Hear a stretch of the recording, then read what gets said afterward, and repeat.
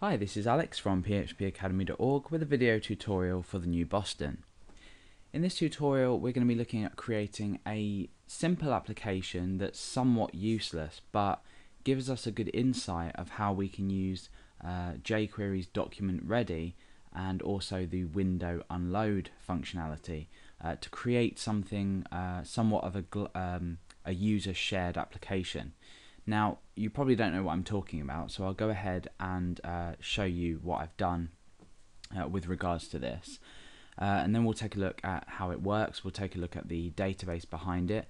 We are going to be using a lot of PHP in this tutorial, but then again, that just shows in how the back-end development of jQuery is important as well, or back-end development, and allowing jQuery to utilize this.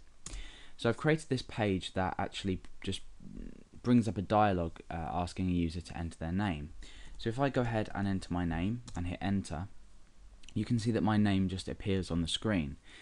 Now you might think this is extremely simple. We've just brought up a JavaScript dialog and printed a name out to a page. In actual fact, what this has done is it's stored my name in a database. So I've got my username here, user_name. So that's stored that in a database, and then every half a second it retrieves new values from a database.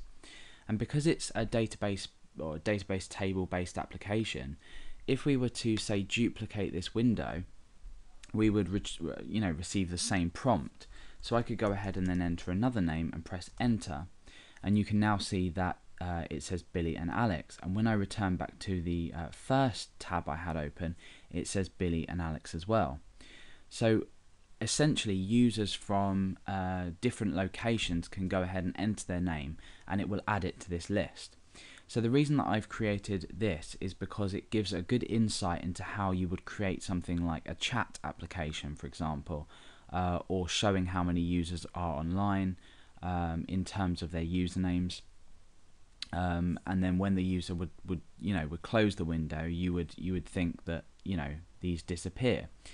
So we've got Billy and Alex written in both of these windows. Currently Alex is in this window and Billy is in this window. If I go ahead and close off the window that Billy has logged into or typed his name into, you'll see that now in the first window his name disappears. And this also disappears from the database as well. So we can go ahead and actually duplicate this tab and enter as many names as possible. So duplicate that again. Type in anything, Julie, and we have all three names listed in the windows. But now let's say when I close off Billy's tab, the first two tabs now only contain these values, and Billy is deleted from the database. So this is essentially how it works. Although it's not practically usable, you wouldn't use this for anything and it wouldn't be placed on a site. It gives you a good insight into how you can actually store this data, relay it back to the user. We're going to be setting an interval as well of half a second for this data to be updated from the database. So therefore we're going to be using PHP to actually utilize this. So let's go ahead and get started with the tutorial. Let me just close this off. We're left with Alex. We'll close. I'll erase all the code and we can start writing out the tutorial. Okay, so we're over to our text editor. I'm going to talk a bit about the database as well in this first part of the tutorial, just so we can get to grips with what we're doing.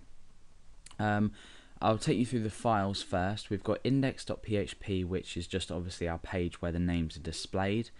We've got ext.javascript, which is just an external JavaScript file that I've included here into my page, and this is going to handle the prompt where the user enters their name, and then it's going to send a post HTTP request to a specific PHP file to put this value into the database.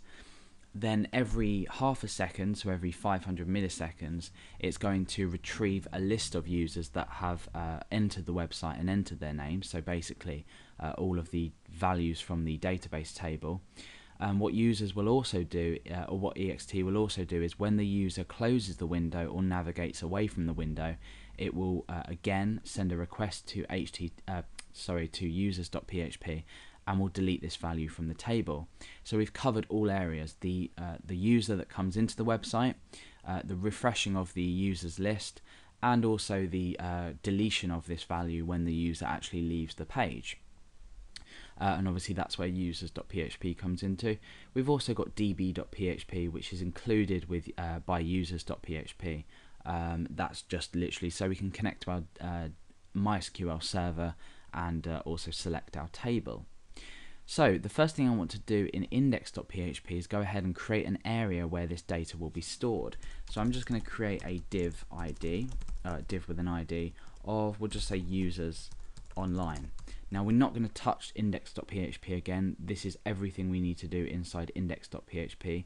ext.js is going to handle the prompt. It's going to handle putting the user list into this div, so we don't need to actually do anything on index.php again. So inside ext.js, we want to go ahead and make sure the document is ready and loaded. So we go ahead and use document.ready, and inside here we create a function, and essentially everything in here is going to be run once our document is ready, once the DOM is initialized and it's loaded. So the first thing we want to do is obviously take the user's name. As they enter the website, it prompts them for their name.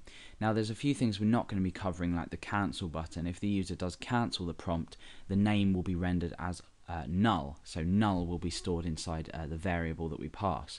So we've not really covered all the validation issues in this application, but it will give you a good idea of how we can achieve something like this, and then you can go in, research validation yourself, and check up anything else you want to do. I wanted to try and keep the tutorial as short as possible.